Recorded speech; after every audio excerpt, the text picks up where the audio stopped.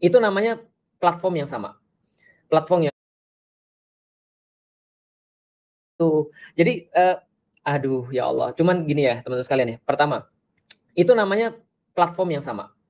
Platform yang sama. Yang kedua, intensi atau niat. Ini yang paling saya harus sampai ini teman sekalian. Jadi gini ya, saya nggak melihat ada niatan baik daripada orang-orang yang mengkritik Ustadz Adi Hidayat. Itu aja sih, saya nggak melihat ada niat baik.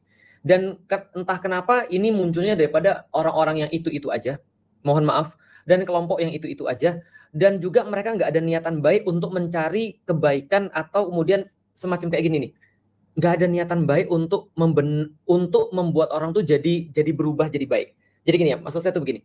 Kalau saya melihat ada orang berbuat sesuatu yang salah, kalau ada memang salah ya, maka saya akan mencari cara terbaik untuk buat dia sadar, bukan untuk membuat saya seolah-olah terasa hebat dan membuat seolah-olah orang itu jadi kayak bodoh banget. Apalagi etikanya jauh banget. Ya Allah, nyoretin orang pakai X warna merah itu menurut saya nggak ahsan sih menurut saya. Artinya menurut saya intensinya juga saya nggak dapet sih ada intensi yang baik untuk kemudian menjelaskan itu.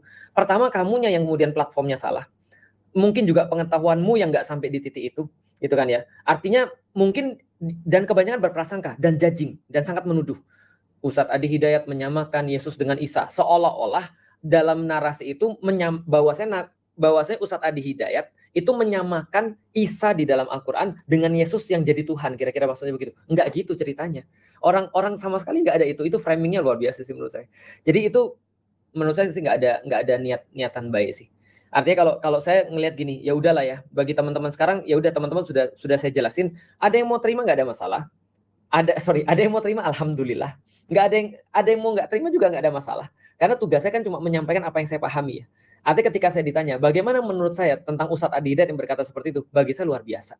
Berapa banyak di antara ustadz-ustadz, saya selalu gini nih, saya selalu mikir gini, wah ini Ustadz Adi nih ya, ini kalau kita yang berada dalam kondisi seperti itu ya, lalu kemudian kita dibacain satu ayat misalnya, lalu kemudian kita ditanya misalnya, ada nggak sih di dalam Al-Quran ayat-ayat yang bahas kayak gini?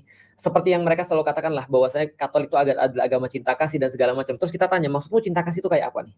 Ada nggak sih di dalam Alkitabmu yang kamu pikir ada ayat cinta kasih? Ternyata kalau kita bisa menunjukkan Islam punya sesuatu yang mirip-mirip dengan itu, bahkan lebih baik, itu kan akan menjadi sebuah pemikiran juga ya. Karena bagi orang-orang kayak saya, kita selalu membanding-bandingin dong antara kemudian Islam dengan Kristen. Kenapa saya harus masuk Islam?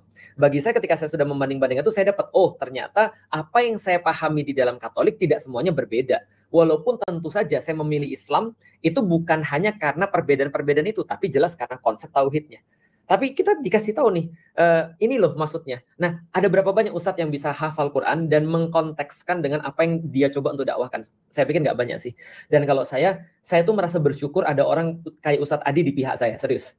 Dan bagi saya itu agak efforts kalau ada orang kayak Ustadz Adi, tapi bukan di pihak saya gitu maksudnya. Itu agak sedikit merepotkan sih. Tapi ya dia di pihak saya aja udah merepotkan, apalagi dia di pihak yang taruhlah ya Ustadz Adi berdakwah di pihak yang salah. Aduh ya Allah. Itu saya pikir kayaknya kita harus punya PR banyak untuk belajar lagi gitu kan ya. Artinya kalau saya secara pribadi memandang bahwa itu adalah kelebihan Ustadz Adi, bukan kekurangan Ustadz Adi yang perlu saya komentari. Karena saya pikir ya gimana ya?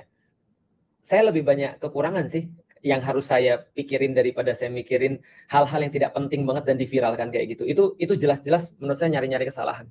Dan kalau dengan orang-orang nyari kesalahan, saya nggak punya komen apapun. Dan saya cuma bisa berdoa pada orang-orang kayak gitu ya. Kalau mereka benar, mudah-mudahan kalau mereka benar, mudah-mudahan Allah maafin Ustadz Adi dan saya yang punya pemikiran bahwa Ustadz Adi itu nggak salah. Dan kalau Ustadz Adi yang benar, ya mudah-mudahan mereka yang dimaafin.